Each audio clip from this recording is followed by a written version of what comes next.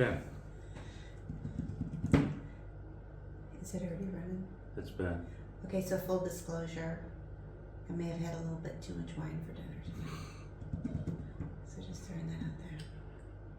Hello, YouTube. So we just got back from dinner at Los Smeraldo. If you haven't seen on my channel, I did make a separate video about the hotel. It's in Molise region, but it's real close to Abruzzo as well. We've stayed there several times. We just had family here. Kim's parents came down from Illinois. They drove down to our house in North Carolina, and we all flew to Rome together. We spent 3 days in Rome.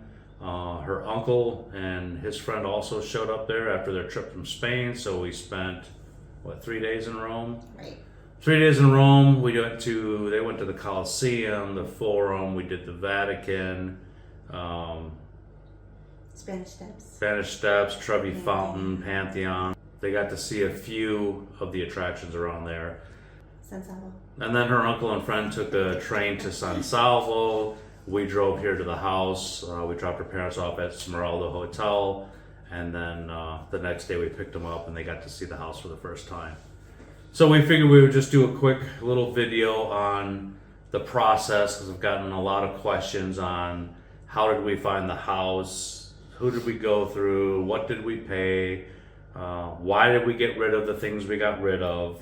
So I figured instead of answering the same questions over and over, we would just do a quick video on this. So mostly all the things that we got rid of. yes. There was a lot of. So this started, maybe? Yeah, at least a year ago, at a minimum year ago. Yeah, March of. So we've been coming to Italy for quite a bit for the past Since 2016. Yeah, for the past 10 years, and every time we come here, we've loved being here. There's a feeling I think we get where we're very comfortable. Just enjoy it every time we come here. So I think like everyone else does, is you toy around with the idea, why don't we just live here? Why don't we just find a place here? Why don't we just do it? And so over a year ago, we started really talking about what it would take to be able to move here, and started a bunch of videos. And we started watching YouTube, and we came across several different channels of, couples and single people, and just different companies showing homes in Molise and Abruzzo, and we really fell in love with these two regions. So and a lot of it too is because they're more affordable. A lot of the regions are more affordable. We recognize the economies in these areas and the desire to be able to contribute to the economies, potentially from expats, which is something that we would have been. So that was more in our realm of our budget. Yeah, and then I think we ended up we saw a lot of videos we liked from exclusive properties. Yes.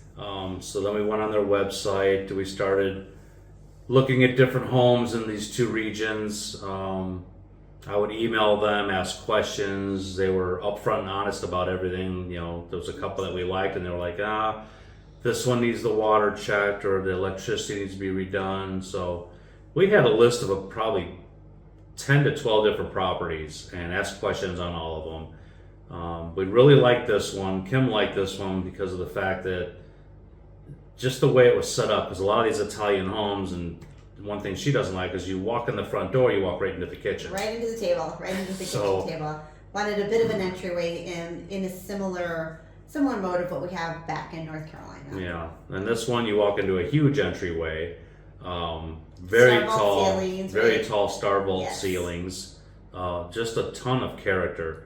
So much potential. So I emailed them. And the views, The right? views, yeah. are I'm sure you've seen the important, views on the right? videos. I emailed them, asked some questions about this property.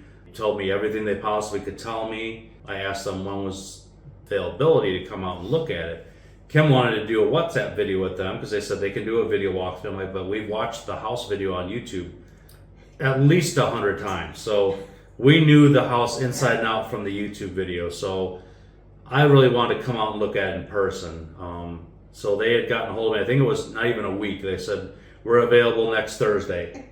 This was in April, so. Of last year, 2025. Yeah, Kim couldn't get off work that quick, so I made a last minute flight. I got out here, it was basically Easter weekend. So I got out in Rome. I got my rental car. I drove to Lo Smeraldo Hotel. I checked in, and it was only 3:30 in the afternoon. So I'm like, I'm just gonna go drive to Carunchio and go find this house. So that's what I did on Wednesday afternoon. After a little searching, I found the house. Walked around it because on the video they didn't show the back of the house, so we didn't know if there was a street there or what. I video chatted with Kim so she could see the outside view as well. And then the next afternoon I met them here about 5 o'clock, and that's the very first video I did with them, where we walked through the house. I video chatted Kim a couple different times so she could see a couple of different rooms, and that was in April. And we went ahead with the process of everything. They sent us I forget what the name of the first contract was they sent us. It's terrible that we can't remember. Yeah, old age But is... and one thing we recognize too is that oftentimes in the homes here, you will be left with things. It's very rare that you can move into a home that has been completely cleared out. And we saw a few like that right, were completely empty, but... Right, but they needed a lot of work. And we also recognize that due to the mountainous area, it's probably not so easy to take things out of the home either. So we knew that was going to be something we had to tackle. But the bones of the house that we saw, the structure of the entryway, the fantastic views. We actually also did a lot of research on the town itself. It's a very small town. Population is less than 600. Yeah, 600, less than 600 people. So we also knew that this isn't a lot of supermarkets. I mean, they do have wonderful little markets here, but this isn't a Vasto or a San Salvo where you have a multitude of things. So we preferred that quiet ambiance, I guess.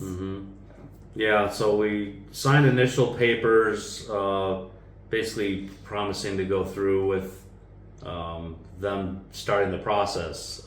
We did make an offer. They were asking 25,000 euro for the house. We did offer a little lower, just to see, and after a day the real estate, they got back to us and said that the owners were pretty firm on the price. It was furnished, so what we thought it was a great deal looking at some of the other properties that didn't offer as much, and this is almost 1,500 square feet. It was furnished. I mean, a lot of stuff we did get rid of.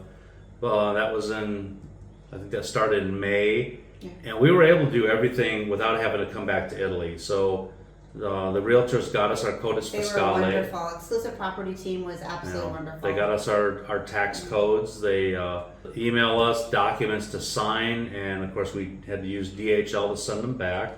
We were waiting for something, and then of course in August it's Ferragosto in Italy, so everyone closes for the month. On nothing. And they told us, they said, well, we'll look at this again in September because we're closed for the month, the notary's closed, and the notary in Italy is kind of like the lawyers that you'd use in the States for, finalizing a closing. The notary is what does they check all the papers, they make sure the address is correct, all the papers are correct. So we did finally, they sent us the paperwork we needed to finish up. I think we got it back to them in October. We had to get everything notarized in the States. Then you had to get an apostille, which is basically another notarization saying that a notary that we got is good to use in Italy. We DHL'd all that paperwork back, and our closing was actually on Thanksgiving Day of 2025.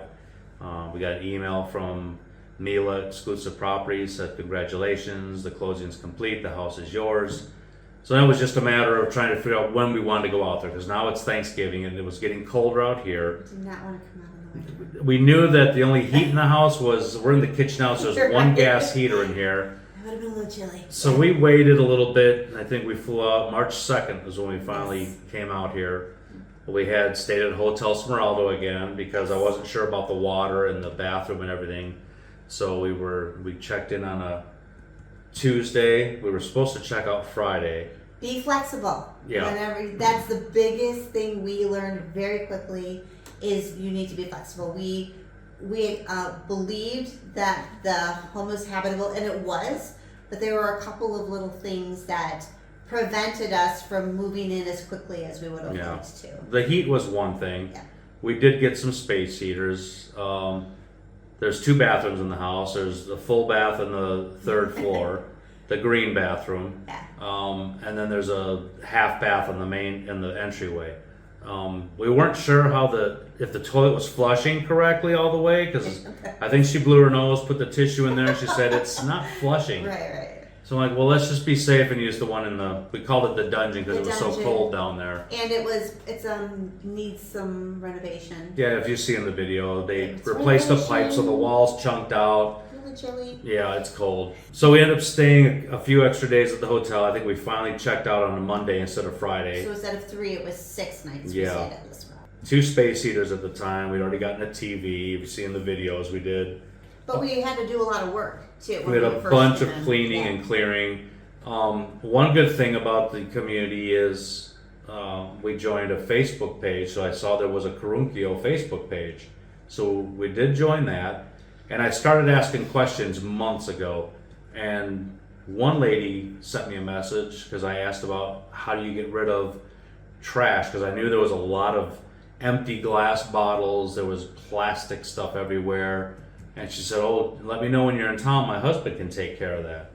So we did send her a message. They came over one day and he basically went through the whole house, videotaped, took pictures, and I think it was 2 days before they got back to us, because we're like, he didn't get back to Maybe us we yet. scared him. Maybe we scared him away with all the stuff Yeah. here. And we only had 2 weeks to be here, so we had to move quickly. You had 2 weeks. I had 2 weeks to be Yeah. here, so we had to move quickly. So we really did rush through, try to put things, clear it out, and then put things in bags, linens in bags, and try to ensure that everything was segregated appropriately, so that whatever decision was made with the extra things that we had, it would be easily moved to where it needed to go. Because if you don't know anything about Italy, they are very, very strict on recycling. Yeah.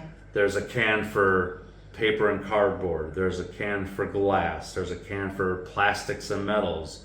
There's a can for organic stuff. There's another can for indifferent garbage, which is just kind of like a mixture of different things in there. So A lot of rules that we had to follow. yeah, and when he called me back and said, this is how much I would like to charge you to clean everything out. And I think It was worth the money. we got here on the 2nd of March. I had to drive Kim back to Rome on the 12th. We left on a Thursday because she was flying back home on the 13th. So we stayed one night in Rome. She flew back that Friday. I dropped her off at the airport, and then I came straight out to the house. So that Saturday, he's actually a neighbor of mine that took care of all the recyclables and the garbage and stuff. So he showed up that Saturday with his father, and they just started going through everything. Now they were separating and bagging glass, paper, cardboard, papers. But what Kim had done before she left is, like she said, she had all the linens. I mean, there was so many linens, Beautiful linens. tablecloths, Yeah. just drapery stuff, bedding. I mean, we got friends that live right across us now that knew Maria that lived here. She lived here, I think he said the other night, asked them like all their life. Really? Yeah. I didn't know that. And her Okay. husband too. Okay. We So wanted to she be really, she really accumulated just years of stuff. Now Gino, he's my neighbor. His sister came over. We met her. She brought us her own homemade wine. She brought me some eggs after Kim left. She brought me some meat. But she came over with a friend of hers that lives another street down, and they basically wanted to look and see what we had. So I would say they probably took 99% of the linens that were in bags. Her friend said that there was a couple families she knew here.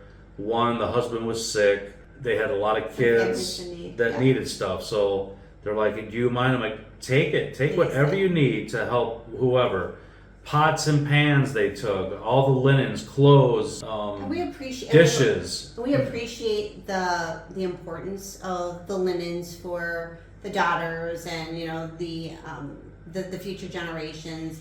we're very simple. We didn't really need a lot of what was. And Maria did have family, so she ended up getting sick in the process of the house being for sale. I think she was sick before they listed the house. That's why they listed it.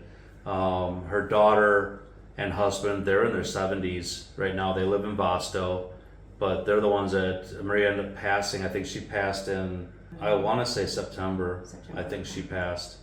I forgot, she was 90, 94, 95. And But we do want to pay homage, right, to her and try to, we had a little conversation with her just in case anything is silly, just to make sure that we were respectful. Respectful, yeah. We were in touch with the family, actually. The daughter is a friend of ours on Facebook as well. But we told her, there's, when the closing was done, they did come back. They did grab a lot of personal pictures and stuff that they wanted to keep. So everything else that was left here was just, extras. We did keep, we moved that big hutch into this kitchen, so we did keep all of her crystals she had, and probably, let's see, 1, 2, 3, there's another one in there, 4 or 5 little coffee sets, the little cups and the saucers. So we did keep all that.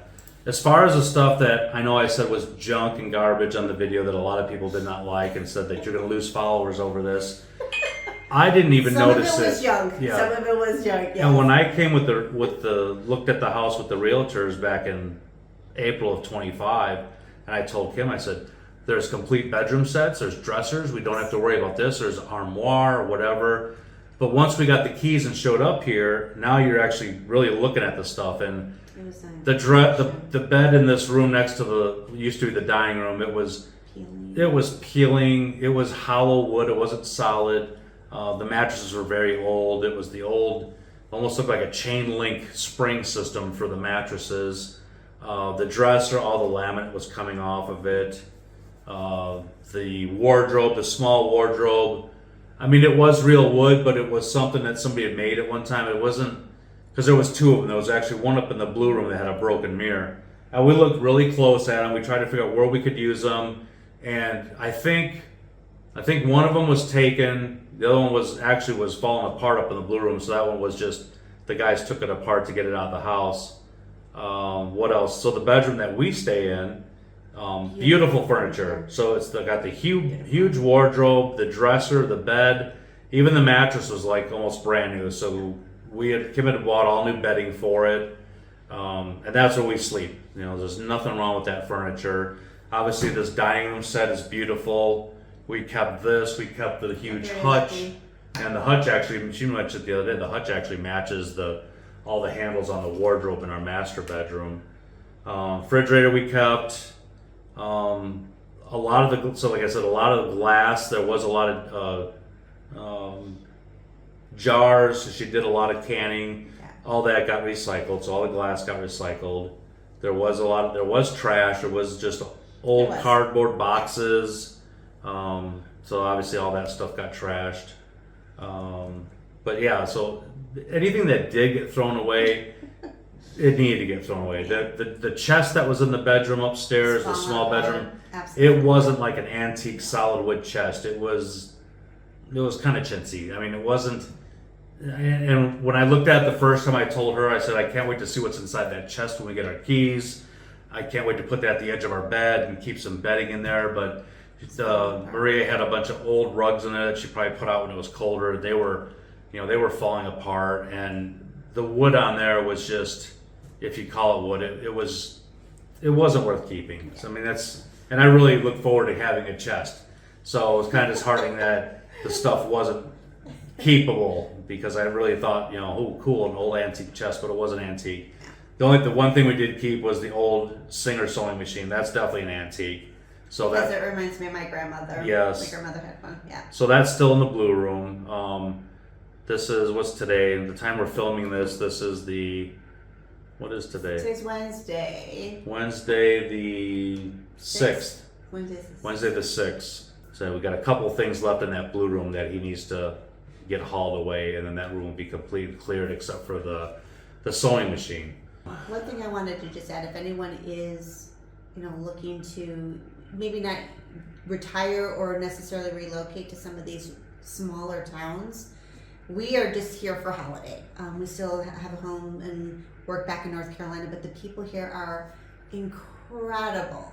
I cannot say enough about the people we've met, just how kind and considerate and generous and helpful they are. And, you know, as Americans, we could potentially have bad reputation, but everyone's been incredibly welcoming. So if this is something that you are interested in doing, come out and visit. Even these smaller communities, I think everyone, you know, would love to live in Rome, Milan, Florence, but there's something to be said about the quiet lifestyle here and the people, and learn Italian as much as you can, right, Nick? Yeah, I'm still learning.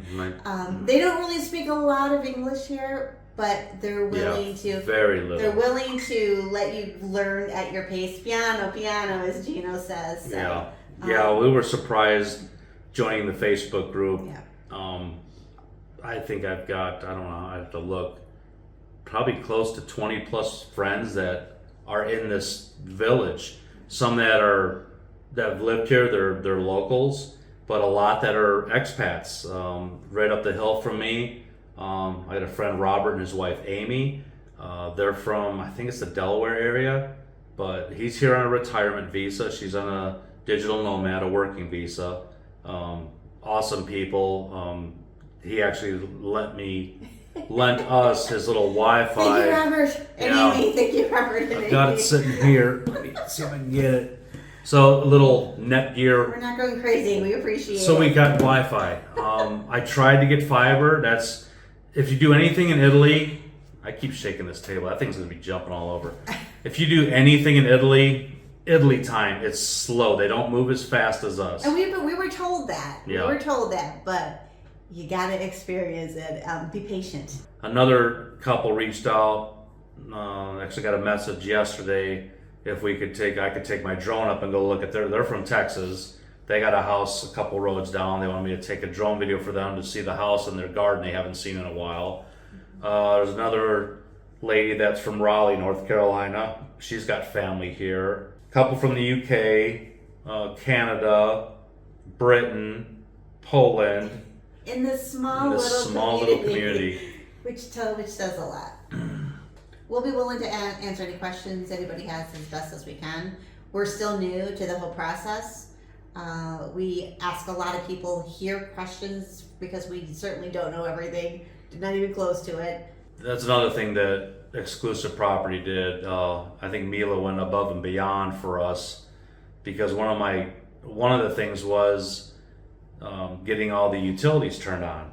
And one of my things was, I don't want to come out to Italy and how long do I have to stay at a hotel to wait for the electric or the water? Right. You know, because hotels can get expensive if you're staying there, 2 weeks or so. And I heard that it can take 2 to 3 weeks to get some of your utilities on. Well, luckily the water was already on. So that was just a matter of transferring the contract over to our name. The electric and the gas was something different. Exclusive Properties took care of that for us. I sent Mila, a little bit extra just for helping out because it was greatly appreciated. So when we got here, gas was on, the water was on. Gas was kind of on. They actually didn't turn the valve on inside a lockbox, so I had to be creative and got a tool in there to hook the valve and turn it. That way I got the heat to come on. I did light the older stove, but we had already ordered the newer one. We had 3 kilowatts is what was in our service. We use Enel, E-N-E-L, that's the name of the company. So Enel is our gas and our water company, our gas and electric. So we had some space heaters. So we had the TV room. We were sitting there watching TV. It wasn't done yet. It was like 30, 40 degrees outside. Outside. Yeah. So we had the heater going on there. It was decent, and I decided I'm gonna go upstairs and turn the heater on in the bedroom to start warming the bedroom up. So I turned the heater on in the bedroom. I turned to walk out, and the whole house went dark. So went back outside to check we've got an older style. We don't have a breaker box with multiple breakers inside the house. It's just the outside one breaker. It shuts on and off the whole house. So it was down, so I flipped it up. I noticed all the lights came back on. So I immediately went on the website the next morning, and you can request more kilowatts. And I'm talking to the neighbor. I said, well, I've got 3. What if I go to 6? He goes, oh, you'll be fine with 6. And this was my Italian neighbor. He said, but it's going to cost you more money. And I'm like, I don't care because we're not living here full time. So as long as we have heat, or if it's the summer, we do eventually get air conditioning. It doesn't trip the breaker. So within a couple days, I noticed on our on the website under our account it said 6 kilowatts. So now we can run 3 heaters at one time. We can have the washer dryer going. So you have to be up for adventure. Yeah, you have to. Definitely a journey to get to the point that you that you feel very comfortable. So we're good with the electric. And before she left, so I think it was the 12th, I got online with Enel because I noticed they also do fiber. And I started chatting and I said, I'd like to get fiber. And they're like, are you a customer? I have gas with you and I have electric with you. They're like, perfecto. Blah, blah, blah, blah, blah, blah, blah. We'll ship the modem out. You ready for it? I'm like, yeah, let's do it. Send me the contract. Because you had like a week left, right? At least I had 12 days after you left because I wasn't flying home until the 26th. That's right. You had 2 weeks. Yeah. So I said, well, I leave on the 25th is my last day. And oh, no problem. You'll have the modem at your house before then. A technician will stop by, blah, blah, blah. Well, it wasn't until I think it was the 23rd where I got a WhatsApp call on my phone. And it was a guy that couldn't find the house, so he wanted to see where the fiber was. So he was just kind of doing a walk around to see where the fiber is, how they got to get it to the house. We already have other cables here, so he's like, oh, it'll be easy. We'll hook up to that. And that was it. No modem. So I got back home. It was a week after I was home. I was actually working in Texas and got an email saying that, I was checking the tracking. It says, unable to deliver, wasn't home. So I chatted with them again, and that was the aggravating part because I chatted with so many different people, and you'd think you're getting answers, and all of a sudden the chat would end. So you got to go through the whole thing. And every time you start one, they want to know who you're talking to, who they're talking to. They want your codice fiscale. They want your account number. They want your full name. They want your email address and your phone number. So I'm pre-typing all this out. So as soon as they ask, buongiorno, who are we talking to? Click. Here's all my information. So anyway, this went back and forth, and I said, what if I have it shipped to my neighbor's house? Because I know my neighbor, Gino, his wife, is home all the time. So Gino gave me his address, his contact information, phone number, and all that. I got with Enel. I told them, here's what I need. Here's the address we need to update. They're just like, oh, fine, no problem. We'll get it shipped there. So then the following week, I'm up working in D.C., and I was checking my email during lunch, and it said, delivered. I'm like, awesome, we got the modem. So I messaged my neighbor Gino, hey, did the modem show up? He goes, well, I'm at work. I'll check when I get home and let you know. And he emailed me later on. He said, no, there's no modem here. So I had to chat with him again the next morning. And I said, according to GLS website, which is like the UPS here, I said, it says delivered, but then it says back at the hub because there was the wrong address. So, this went on for weeks. And they had my neighbor's correct house address probably over 4 weeks ago.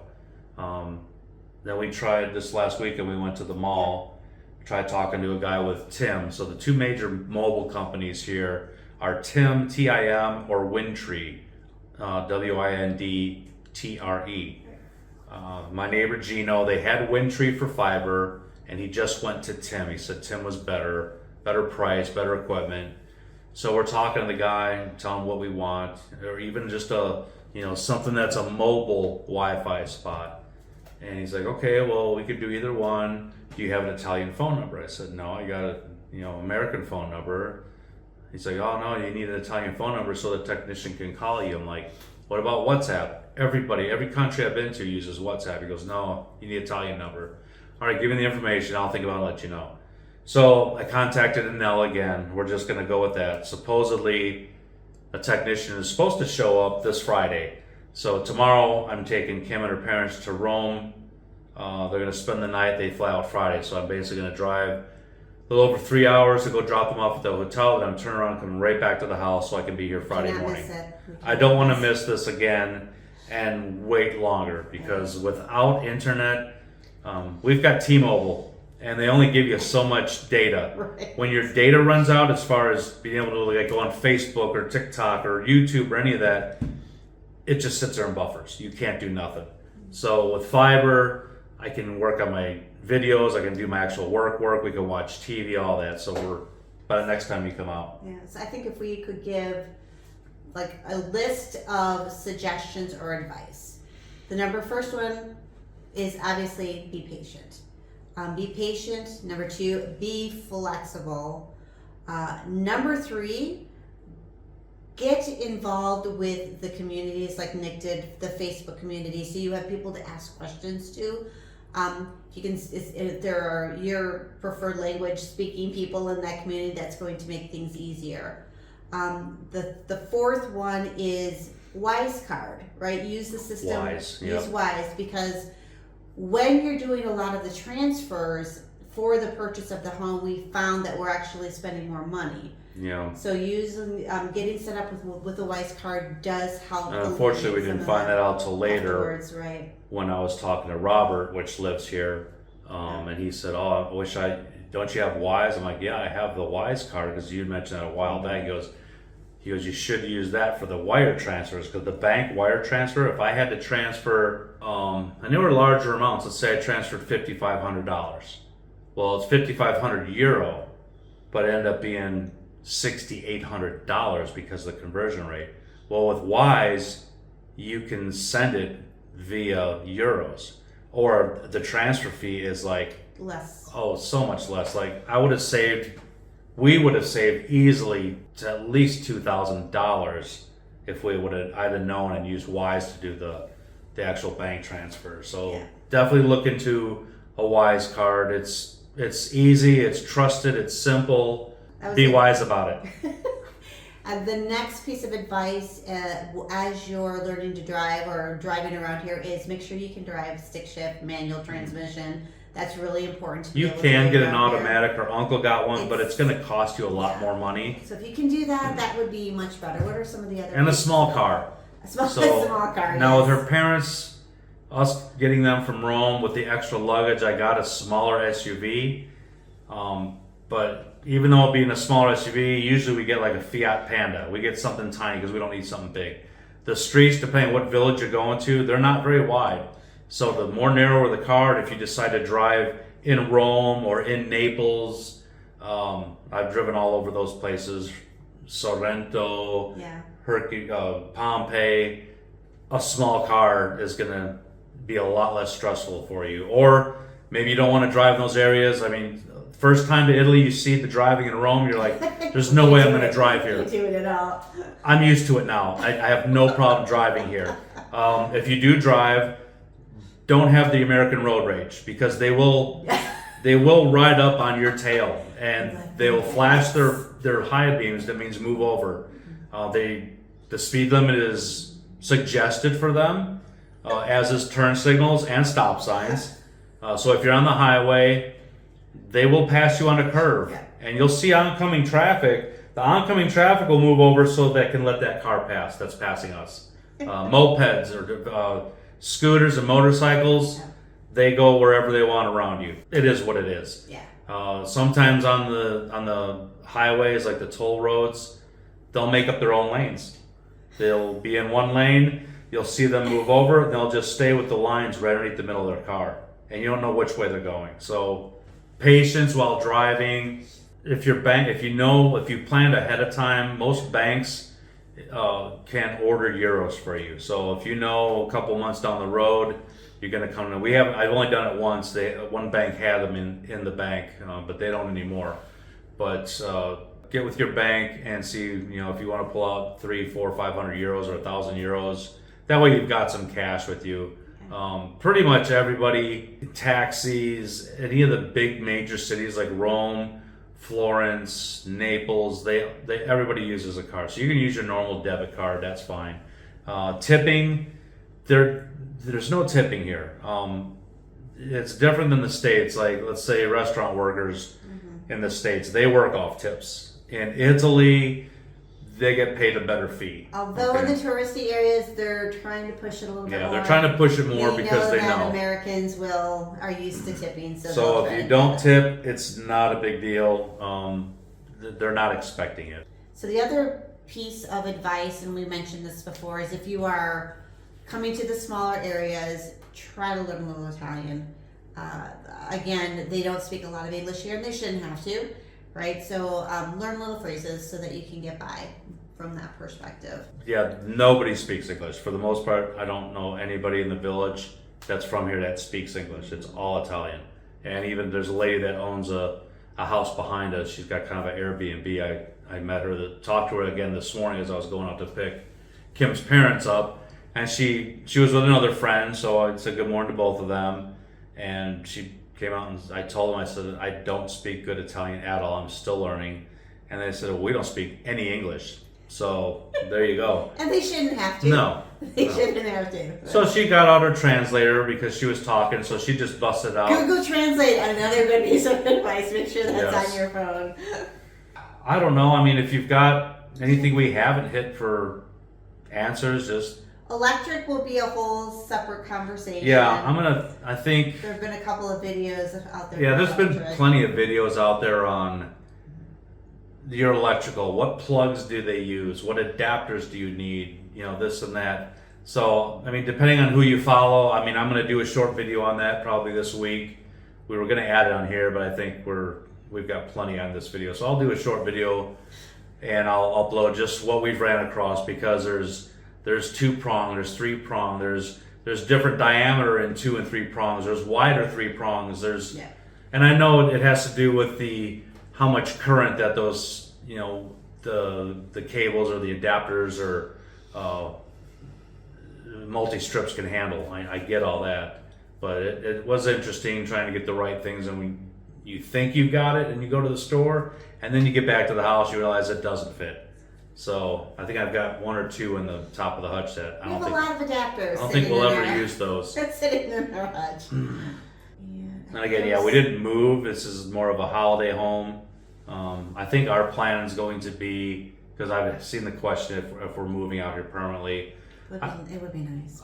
It would be. I mean, I don't want to go home now. I'm set here, but our goal, I think what we plan on doing, because we still have, we live in North Carolina. We have 3 boys. They dogs. still live there. We've got 3 dogs. One of them, just a few months ago, she got a little chihuahua. She got diagnosed with type 2 diabetes. So she's blind as a bat now. That came within a month, 2 months of the diagnosis. But she's happy. She's herself. She just can't see. But she has managed to learn her way around the main portion of the house. So, but she does need special food in the morning with a shot. She needs special food at night with a shot. Problem is with us coming out here like this is our oldest is taking care of her because he's still at the house. Is she just refuses to eat for him. So she's gone 2-3 days without eating. Separation anxiety. Big time. Yeah. And I think he said the other one crapped on one of your blankets on the couch, and then the big one, which has never ever done anything in the house, which I still find hard to believe, peed in the dining room. And he sent me the picture. It was a lot of pee. It was too much for a chihuahua. So, but I think our main goal is to hopefully in the next 3 years we'll be done with work. If you're my boss, that might be extended, but yes, 3 years is. Yeah. I don't think, does he watch this stuff? Yeah, hopefully he doesn't watch this. Yeah, his name might not be Steve. So, but okay, let's say 5 years. Okay, Steve, it's 5 years. Don't worry about it. You know, have no mortgage at the house we have in the States, and on a regular passport, you can stay up to 90 days out of 180. So 90 days here, 90 days home, 90 days here. So you could spend. Yeah, you could spend quite a bit of time out here. So I think what we'll probably do is, hey, you know, let's go to Carunchio next week and just book our tickets. We've got plenty of clothes here now because we've got the wardrobe and the dresser. Kim's left a lot here the last time, so did I. She brought even more this time. She's never going to have enough clothes here. I think my next trip here when we come out, which is either going to be in July or September, I'm just bringing a backpack. I mean, we've got everything here. So that's the goal, is to just jump on the plane with a carry-on, and that's it. Get in our rental car and get to the house. But if you got any questions, leave them in the comments. I'll be sure to answer them as I see them. And I'll be making another video soon on the electrical nightmare that you'll have out here. Please subscribe, like, comment, and hope to see you all soon in the next video. Ciao. Ciao.